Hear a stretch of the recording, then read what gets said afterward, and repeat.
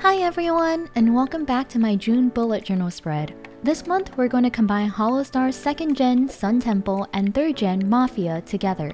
That's right, y'all get 2 groups in one. Again, these are both groups with VTuber designs I've seen briefly before, but I haven't really watched any of their streams or know anything about them.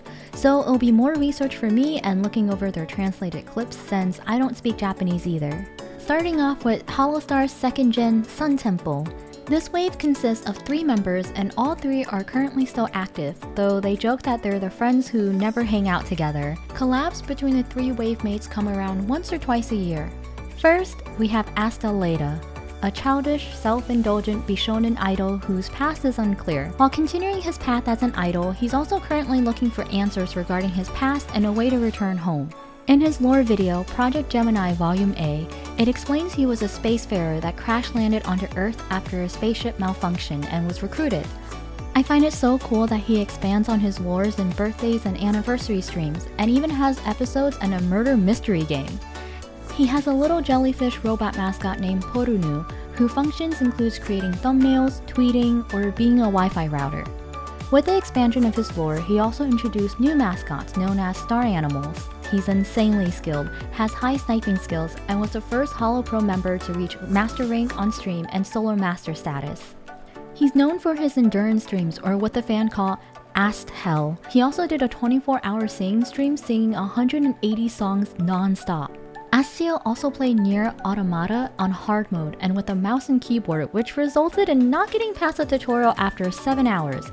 He finally caved and changed the setting to normal mode. Next, we have Kishiro Tenma, a cheerful and energetic knight apprentice from the School of Knights.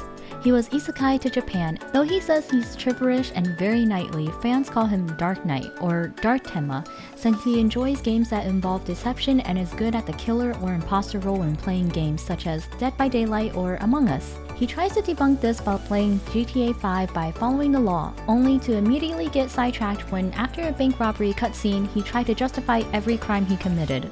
But he's also silly and chaotic, telling fans he has a white horse that costs a lot to maintain. In fact, his horse in question is actually a bicycle, and his fans accept it as a horse to go along with his knightly image. He appears in his 3D debut stream by riding it, which is such a hilarious intro. He has a pet ferret mascot named Hiyamaru, who rests on his shoulders and head. For a knight, Tenma has some pretty chaotic behavior. Finally, in SunTempo we have Yukoku Roberu, the owner of Bar Robel. He speaks in a Kansai dialect and is a very fast talker. In his 3D debut stream, his mouth tracking even struggled to keep up. He did a 24-hour chatting stream where he did, in fact, just talked with his chat for 24 hours straight. Roberu debuted and presented himself as a formal and polite person, but the act fell apart only after a week of streaming. His true self is loud and open.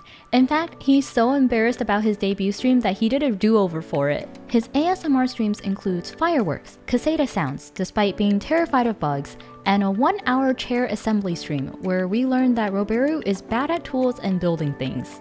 Along with being bad at constructing furniture, Roberu is also bad at lying. In one Among Us imposter game, he confidently claimed he was in the cafeteria when it didn't exist on the map. He's very open about his preferences and even invited famous hentai artist Pochu and Eat the Life to be guests on his bar. He tries his best to speak English and it results in many memes being created. He called a ghost in Phasmophobia Shining Man and even made a song about him being a winning son, not understanding the meme, "Are you winning, son?" Moving on to Holostars 3rd Gen, MaFia. Starting it off, we have Kageyama Shin, a mafia boss from the land of beastmen.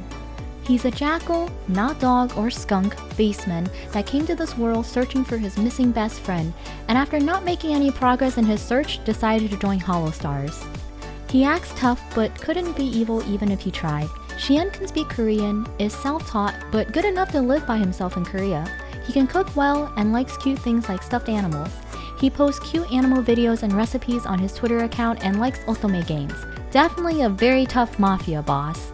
Shien enjoys voice acting and often does voiceover when he plays games. When playing Doki Doki Literature Club, he made all the girls sound like Yakuza members. Also, just putting it out here, but if you want to hear something curse, search up Shien, Attack on Titan opening, Mickey Mouse cover. I heard it, and now you must too. Moving on to Aragami Oga, an ex-military demon who fought over 5,000 years in a parallel world. After retiring from the military, he went sightseeing in Japan and got scouted to be an idol. He suffers from motion sickness from quick camera movements, so he avoids playing FPS games, but enjoys playing retro games and is a huge Gunpla fan. Olga has a very deep voice and tends to tease his chat to fluster him. His model art has much fan service in the chest area. A fun fact, he shares the same model artist as Shu Yamino and Mysterious in Nijisanji Ien. His 3D debut stream had a portion dedicated to doing fan service poses. He has interesting ASMR videos, including an electroshock dialogue reading one. Lastly, we have Tsukishita Kaoru, who has graduated technically, but I still wanted to include him anyways. He's an apprentice makeup artist and strives to be beautiful both on the inside and out. He has long pink hair, which is actually a wig, and could easily pass off as a girl if not for his deep voice. In his intro lore, he joked he wandered into the Hololive auditions by accident instead of Holostars. He's very open to talking about lewd things, to the point where he was referred to as Kaoru Ecchi. Sadly, just after 3 months after his debut, Cover Corp announced on Twitter Kaoru's contract ending due to personal circumstances. He never hosted a graduation or farewell stream, and his VODs were removed after his retirement. And with that, that was a condensed version of both Holostars 2nd and 3rd Gen. I hope it wasn't an overload of info dump and that you enjoyed learning about new VTubers. Maybe one or a few of them piqued your interest to check them out more. As always, it's been so much fun designing their pages, and I hope you guys enjoy how the pages turned out as well. If you have any recommendations of any VTuber groups you want me to explore and cover in the future, leave them down in the comments below. Happy journaling, and I'll see you guys next month.